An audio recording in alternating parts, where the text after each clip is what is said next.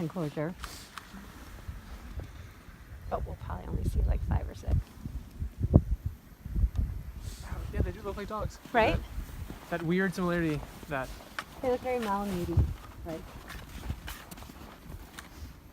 And you know, typically when we think of wolves, we think of them with these really narrow chests and long, disproportionately long, skinny legs. And magnificent wolf. yeah.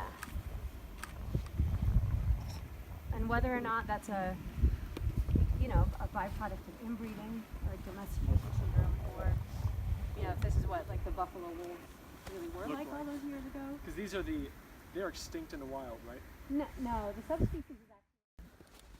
That's not a good thing. So these are 2 of the young of the year. So they're more curious, is that why? Yeah.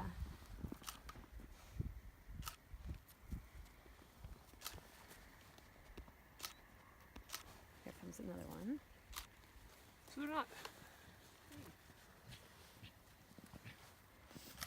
And you can hear that huffing sound back there. What is that sound? It's the mom. That's anxiety. She's like, guys, get away from the arena. Yeah, she's stressed. And then here comes the 4th pup.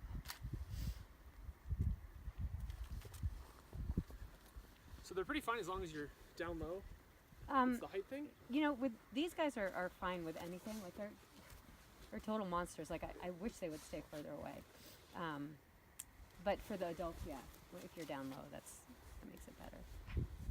And do you usually hand feed them, or how do you just kind of put it in and then? So, like if I was actually doing a feeding, like a full-on feeding, there are feeding gates designed in the gate, like in the walk-through gates. But a lot of times, I'm just tossing stuff over the fence.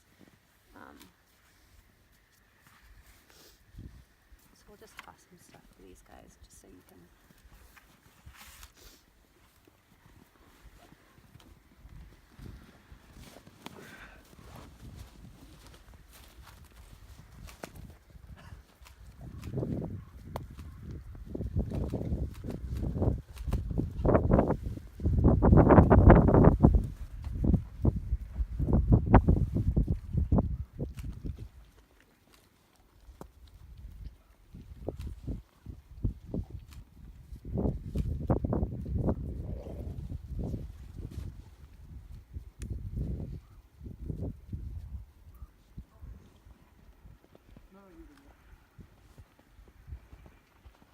So that's the dad that just ran off right there.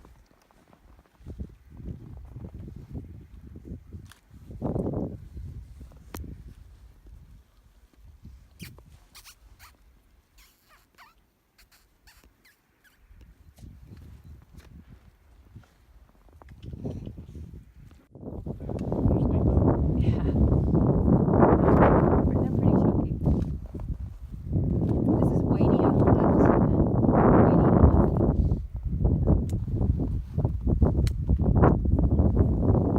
Whitey on the left.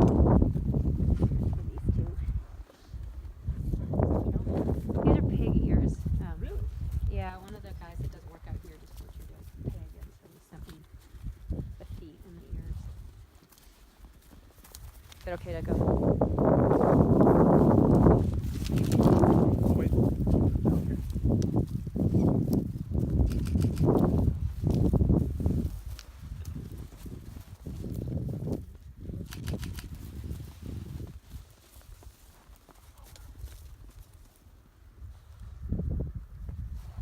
So do they prefer with the hair, or just like that stuff? I don't do these for them very often. But I think, anything's more natural. Although, actually, I take that back. Food is pretty much eat anything. No, okay.